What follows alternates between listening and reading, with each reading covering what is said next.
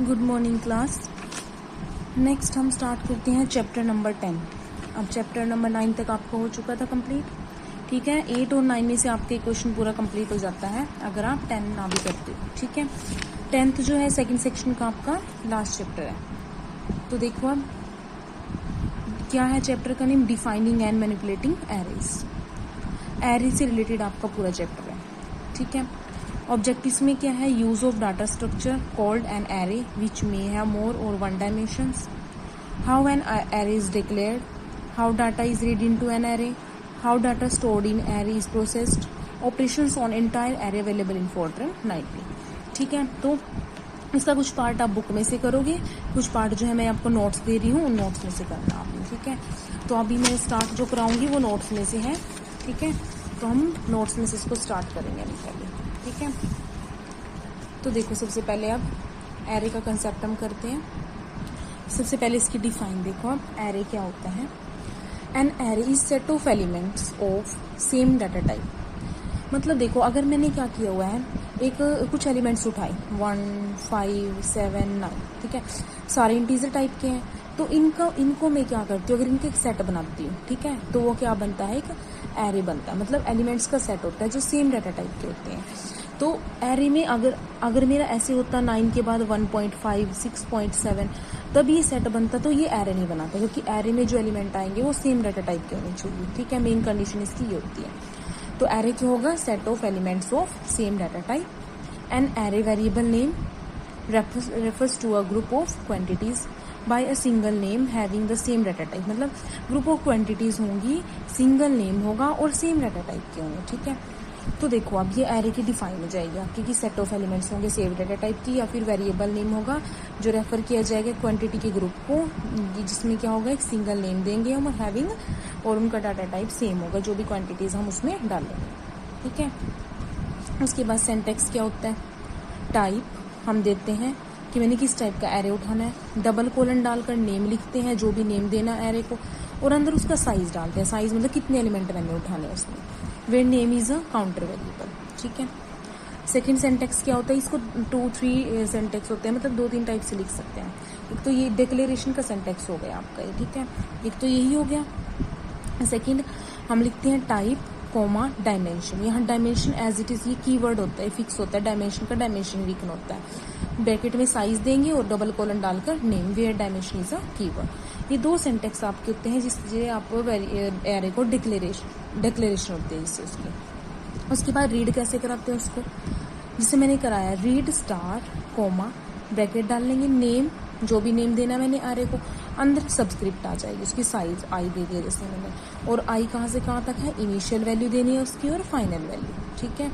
तो ये इसका रीड का होता है। Which commands the first data item read is to be stored in name of 1, कि पहला नेम ऑफ 1 में स्टोर हो जाएगा, second data is name of 2, second name of 2 में स्टोर हो जाएगा, and so on till the 50। अगर मैं 50 तक डालती हूँ फाइनल वैल्यू, तो वो नेम ऑफ 50 तक डालता जाएगा इसमें, ठीक है।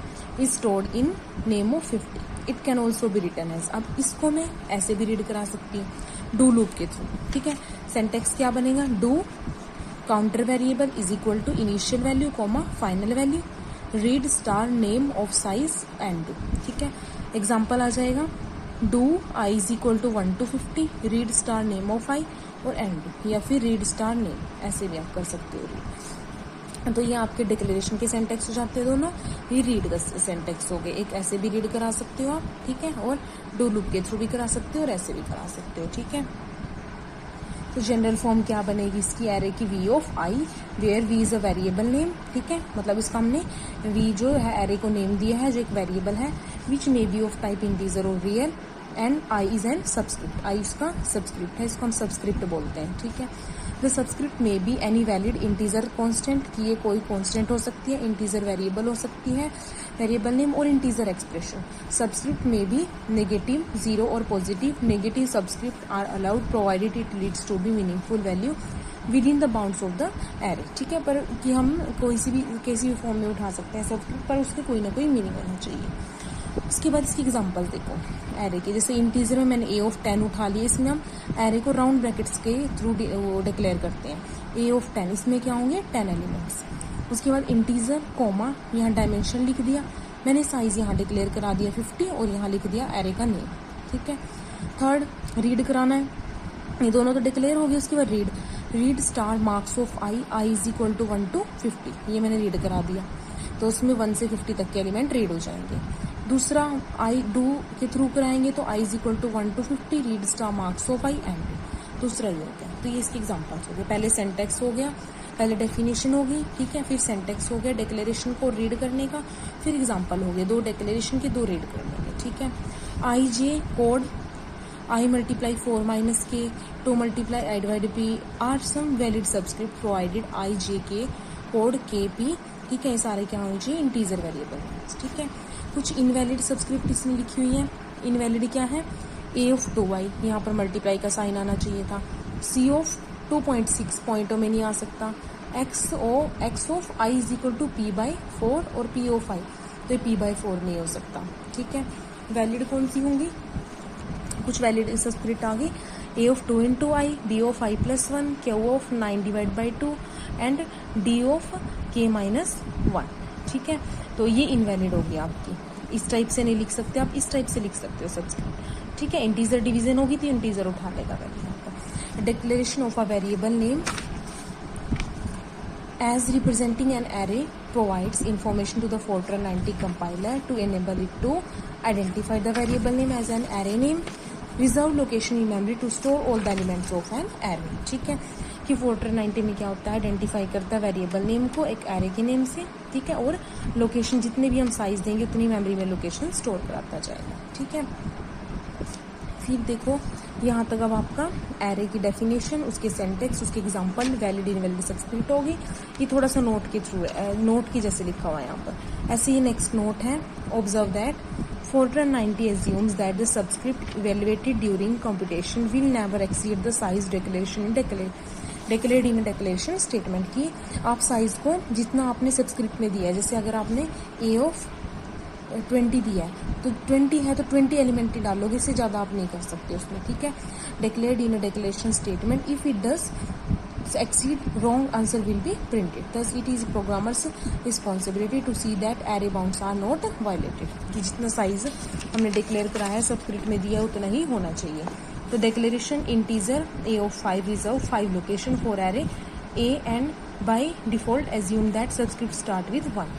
a ऑफ 5 है, 5 एलिमेंट आएंगे, स्टार्ट कहाँ से होगा, a ऑफ 1 से, ठीक है। मतलब a ऑफ 1, a ऑफ 2, ऐसे a ऑफ 5 तक एलिमेंट आ जाएंगे इसमें। If we want the array subscript to have a different range of values, then we can use the declaration। अब अगर हम क्या करते हैं, उसकी रेंज देना चाहते हैं तो सेंटेक्स क्या होता है, टाइप डबल कोलन, नेम क्या देते हैं हम, lower bound colon upper bound, ठीक है। और type dimension lower bound colon upper bound, और यहाँ पर नेम देते हैं, डायमेंशन वाला हो गया। तो एग्जाम्पल देखो कैसे, इंटीजर मैंने क्या उठाया, a -1 से 3, मतलब लोअर बाउंड जो है वो -1 होगी, अपर बाउंड 3 होगी, मतलब मैं -1 से 3 के बीच के एलिमेंट उठा सकती हूँ। The about declaration reserves 5 locations in memory for a and locations are identified by, कौन कौन सी होंगी, a of -1, a of 0, a of 1, a of 2, a of 3, ठीक है। ये सारे एलिमेंट्स इसमें आएंगे। ऐसे इंटीजर डायमेंशन 0 से 3 b एरे उठाया, इंटीजर डायमेंशन -3 से -1 d एरे उठाया। तो नंबर ऑफ एलिमेंट कैसे पता चलेंगे इनमें, उसके लिए फॉर्मूला क्या होता है, या साइज पता करने के लिए upper bound minus lower bound plus 1। अब जैसे इसमें निकालना है तो क्या बनेगा, 3 upper bound -0 lower bound plus 1, ठीक है। मतलब 4 एलिमेंट आ जाएंगे जो कहाँ से स्टार्ट होंगे, बी एरे है ना, b ऑफ 0 से b ऑफ 3 तक, मतलब b of 0, b of 1, b of 2 और b ऑफ 3, 4 एलिमेंट्स आ जाएंगे। ऐसे एरे डी में भी कैसे करेंगे, upper bound minus lower bound, अब इसमें -3 था, ठीक है, तो माइनस और माइनस प्लस हो जाएगा, ठीक है, और प्लस 1, 3 एलिमेंट्स आएंगे जो d of -3, d of -2, d of -1, क्योंकि रेंज कहाँ से कहाँ तक है, -3 से -1, तो -3, -2 और -1, तीनों एलिमेंट आ जाएंगे। कुछ इनवैलिड एग्जांपल्स, जैसे मैंने ये उठा लिया -4 से -6, तो ये आपकी लोअर बाउंड है, अपर बाउंड है, तो ये क्या होगी, सेकंड वैल्यू जो है अपर बाउंड तो स्मॉल हो गई है, तो ये रॉन्ग है, स्मॉल नहीं हो सकती। इंटीजर 2 से 2 + 6 एक्सप्रेशन अलाउड नहीं है इसकी बाउंड्स में। इंटीजर t 0 से 4 ठीक है, ये सेमीकोलन लगा दिया, सेमीकोलन भी अलाउड नहीं है। ठीक है, तो ये सारा था आपका एरे का, वन डायमेंशनल एरे के ऊपर हम बात कर रहे थे अभी कि उसका सिंटैक्स आ जाएगा आपका, क्या क्या हेडिंग्स बनेंगी। पहले उसके डेफिनेशन आएगी, फिर उसके डिक्लेरेशन की सिंटैक्स अलग करके लिख सकते हो आप, फिर रीड करने का स्टेटमेंट सिंटैक्स अलग करके लिख सकते हो, उसके बाद उसके वैलिड इनवैलिड एग्जांपल्स दे सकते हो।